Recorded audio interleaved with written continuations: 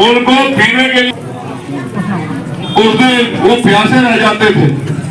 जब बाबा साहब अम्बेडकर ने अपने उस साथ हुए अपमान को अपना अपमान न समझ के सबका अपमान समझ के संविधान में हम सब लोगों को स्वाभिमान सम्मान का जीवन दिया, तो उनकी औलादों का भी आगे ये हक बैठता है, ये कर्तव्य बैठता है कि आने वाली पीढ़ियों को वो सुख शांति का जीवन देने के लिए और संविधान की रक्षा करने के लिए काम करें।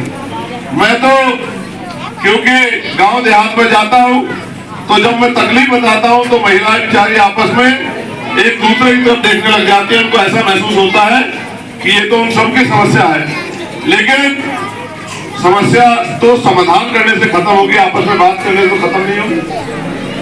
आप ये बताओ, चुनाव बीतने के 5 साल बाद कोई आता है आपके बीच में?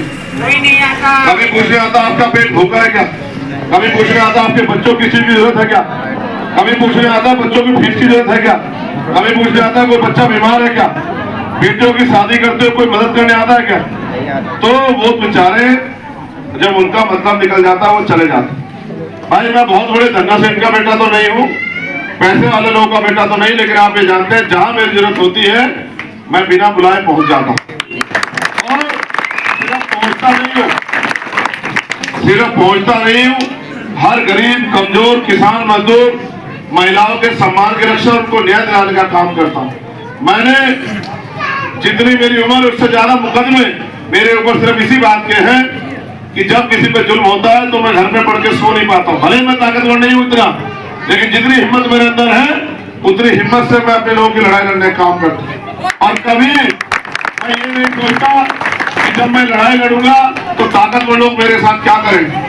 आप जानते हैं जेल मुकदमे तो ठीक है, लेकिन मेरे ऊपर तो अभी 4-4 गोलियां चलाई गई, 4-4 गोलियां, गोली मेरी पीठ की चिरका भी निकली, फिर भी मैं जिंदा हूं, मैं पीठ डर के नहीं बैठा। और अभी 2 दिन पहले मैंने कहा कि हो सकता है फिर से वो ताकतवर लोग उसी घटना को अंजाम दे, क्योंकि उनको ये पता है कि अगर एक बार ये आदमी आगे बढ़ गया फिर उनके कब्जे में आने वाला नहीं है। अगर एक बार ये आदमी आगे बढ़ गया तो फिर किसी गरीब कमजोर पे जुल्म अगर कोई करेगा तो वो बचेगा नहीं। फिर जो ये आदमी आगे बढ़ गया तो क्योंकि गरीबों में से आता है, गरीब परिवार से आता है, तो ये अपने गरीब लोगों के दुख तकलीफें दूर करने के लिए लड़ेगा। जो अधिकार हमने उनके छीन रखे हैं, जो जुल्म हम उन पे करते हैं, ये उस जुल्म को रोकने का काम करेगा। ये अपने घर परिवारों में सुख सुविधा दिलाने का काम करेगा। इस बात को भी वो समझते हैं। आप भले ही ना समझो कि आपका अपना कौन है, हमदर्द कौन है, लेकिन दुश्मन इस बात को समझता है कि उनको फायदा किससे, नुकसान किससे है। 69,000 शिक्षक भर्ती हुई, 20,000 पदों पे घोटाला करके जो बाल प्रजापति कश्यप सैनी मौर्य साहब के कुशवाहा पिछड़ी जाति और दलित जाति के बच्चे जो कुर्सी पर बैठते नौकरियां प्राप्त करते, वो उत्तर प्रदेश की योगी सरकार ने छीनने का काम किया। किसान 13 महीने तक आंदोलन करते रहे, 700 किसानों की जान गई, कोई पूछने वाला नहीं था। 1.5 साल बाद उन्हें पता लगा कि प्रधानमंत्री जी ने उनसे झूठ बोला कि हम उनके जो एमएसपी गारंटी मुकदमे वापसी की बात कर रहे हैं वो झूठ है। आज आप महसूस करो, ये जो सरकार है जो धर्म की बात करती है, ये रोजगार की बात क्यों नहीं करती, ये महंगाई की बात क्यों नहीं करती, ये बुनियादी सुविधाओं की बात क्यों नहीं करती, ये क्यों नहीं बताती कि आज भी लाखों लोग बिना छत के सोते हैं, आज भी लाखों लोग भूखे पेट सोते हैं, आज भी लाखों लोग अच्छा इलाज मिलने का सड़क में मर जाते हैं। आप ये बताओ, ये सरकार विधवाओं को, वृद्धों को और विकलांगों को 500 रुपए पेंशन देती है। आप मुझे बताओ, 500 रुपए में तो एक अच्छा जूता नहीं आता। सरकार कहती है कि 500 रुपए में 1 महीना अपना घर चला लो। ये अमीरों की सरकार गरीबों का मजाक उड़ाती है। 350 रुपए का सिलेंडर 1150 रुपए का देती है। 120-30 रुपए का आने वाला बिजली का बिल वो 600-700 रुपए का आता है, और टाइम से जमा नहीं करोगे तो कनेक्शन काट देंगे।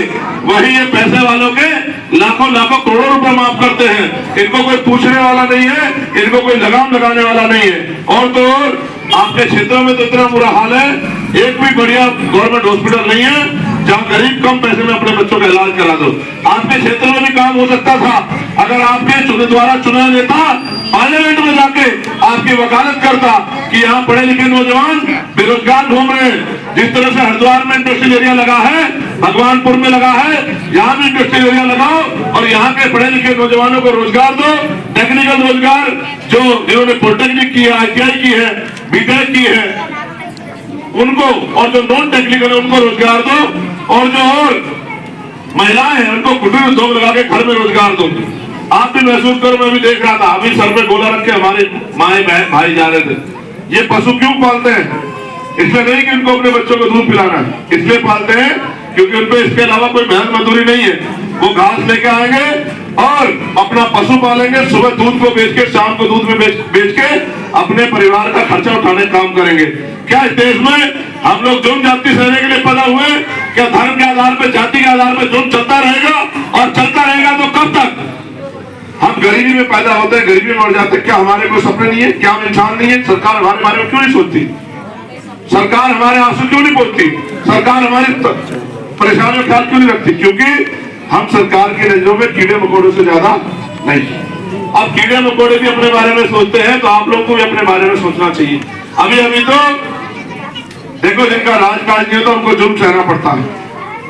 अभी दिल्ली में नमाज पढ़ रहे लोगों पे सरकार के इशारे पर पुलिस के लोगों ने लात मारने का काम किया। ये इतना बड़ी तकलीफ थी अपने देश में। आज इस देश का दलित पिछड़ा, मुस्लिम समाज, जैन सिख, बौद्ध, ईसाई अपने आप को दोयम दर्जे का नागरिक महसूस कर रहा है, क्योंकि वो देख रहा है किस तरह से भाजपा की डबल इंजन की सरकार तानाशाही कर रही है। आप महसूस करो, क्या इस दिन के लिए बाबा साहब ने संविधान दिया था कि ऐसे दिन आ जाएंगे कि हम अपने देश में ही भूखे नंगे रहेंगे, हम अपने परिवारों को सुख शांति का जीवन भी दे पाएंगे? और मैं इसमें सरकार में गलती नहीं मानता, मैं इसमें अपनी गलती मानता हूं, अपने लोगों की गलती मानता हूं। जब आप अपने संतों गुरुओं की नहीं सुनोगे, अपने महापुरुषों के रास्ते पे